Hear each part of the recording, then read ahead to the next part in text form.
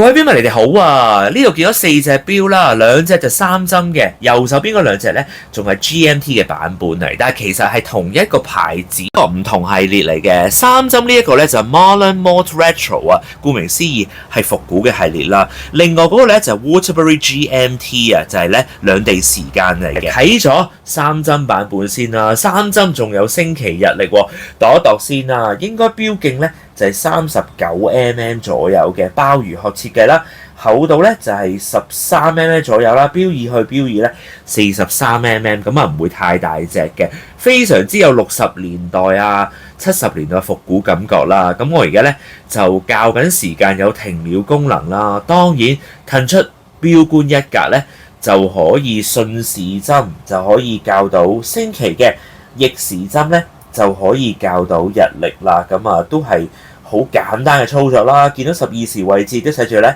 Timex Marlin， 仲係 automatic 嘅手錶嚟嘅。星期日紅色特別開心啲啦，當然咁其實咧 Marlin 啊都係咧性價比非常之高嘅手錶。其實之前咧咪介紹過啲34mm Marlin 啊手上鏈嘅版本啊嘛，咁呢一隻咧就有自動啦，仲有埋星期日曆嘅。咁其實咧啱啱照完夜光亦都有嘅，同埋配翻條咧好紮實嘅啡色皮帶喎。原來咧呢條錶帶啊就係美國鞋理牌子咧 Red Wing 所做嘅，當然係零舍唔同啦，特別正啲啦，同埋你見到咧仲有快拆功能嘅。咁假使大家要換錶帶咧都好簡單嘅，做透底啊，見到呢個日本機芯啦，睇個肚嘅構造咧就應該係星辰8系機芯嚟嘅。咁啊有50米防水性能嘅，咁呢隻咧就唔係潛水錶嚟嘅。咁佢當然 Timex 都有出，譬如話 Timex Q 啊，可以潛水嘅手錶嘅。但上個7寸嘅手腕，打橫就39mm 標徑啦。咁呢隻錶咧就唔會話太大隻啦，同埋鮑魚殼設計咧一睇就係非常之復古簡潔啊！咁其實咧頭先嗰隻白面啦，仲有黑面嘅版本，呢隻咧仲配埋鋼帶添喎，咁啊亦都照一照啲夜光俾大家睇下。咁我覺得咧，如果你話斯文錶嚟講咧，咁我中意白面加啡色皮帶多啲嘅。咁但係你話夏天佩戴，即係驚出汗太多咧，咁其實鋼帶都 OK 嘅。咁啊有雙按鈕啦，蝴蝶扣打開，咁亦都係做透底機芯咧，同頭先嗰隻一樣。咁好快睇完 Mode Retro 啊嗰兩隻復古3針錶啦，咁而家咧就睇下 GMT 版本啊，呢一隻咧就大概41.5mm 標徑啦，13.5mm 厚啦。標二去標二就係47-48mm 嘅。咁我而家轉緊呢個咧都係單向旋轉，不過咧就係24小時外圈啊，仲係 Pepsi 嘅，一睇就知係 GMT 啦。嗰支紅色嘅 GMT 針非常之搶眼啊！咁原來咧呢一個系列咧就叫做 The Waterbury， 因為咧原來 Timex 嘅前身啊就係叫做 The Waterbury Clock Company 啊，咁後尾咧就改名成為 Timex 啦。咁所以咧其實都係致敬翻佢歷史嚟嘅。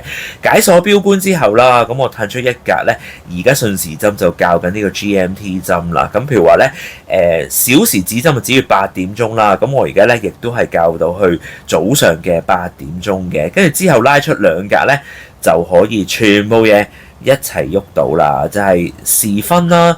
再加 GMT 針都喐到啦，啱啱差12小時嘅，咁所以咧頭先日曆咧亦都跳咗一條嘅，咁而家時針啦就再指住啊，就校翻去8點鐘啦，咁 GMT 針咧就指住都係8點，不過呢次咧係20，即係話係黃昏或者夜晚嘅8點鐘嚟嘅，6時位置都寫明啦，就係 GMT 嘅手錶嚟嘅，咁啊亦都有條鋼帶啦，咁亦都有咧雙按鈕，咁一撳蝴蝶扣可以打開啦，咁啊亦都係做透底嘅，都係日本機芯，不過呢一個咧就睇落個圖係似 NH34 喎，係啦，就唔係星辰喎呢一次。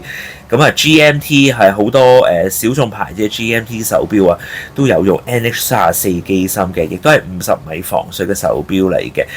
照一照夜光先，亦都有啦，指針啊、小時刻度嗰啲咧，亦都有夜光。越望呢一個 Pepsi 外圈咧，就越令我諗起啊 Tudor 嘅 Black Bay GMT 啊，價錢都係爭好遠啦。咁原來咧仲有綠黑圈嘅版本 ，GMT 針咧都配合翻變咗個綠色啊，即係呢個咧就係雪碧嘅版本啊。睇下大家中意咧夏日炎炎嘅時候飲邊一種汽水多啲啊？咁而家咧見到4隻錶都一字排開啦。總之就有 Marlin Retro 嘅系列啦，仲有就係 The Waterbury 嘅 GMT 版本。有興趣當然可以去到觀塘嘅 Sometimes Lab 查詢，是大上手嘅。價錢又點樣呢？其實Marlin 嗰兩隻咧定價就係2000幾港元啦。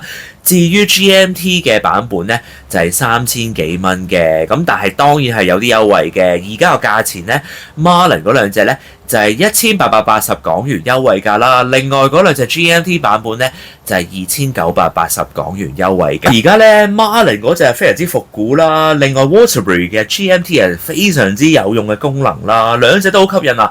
同埋咧，唯獨白面個 Marlin 咧係配埋條Red Wing 所做嘅錶帶，會唔會又加分呢？咁不如呢，可以 Marlin 啦，再加 Waterbury GMT 兩隻買埋都係4000幾蚊，咦？又可以諗下喎。希望大家都中意我今日嘅分享啦，拜拜。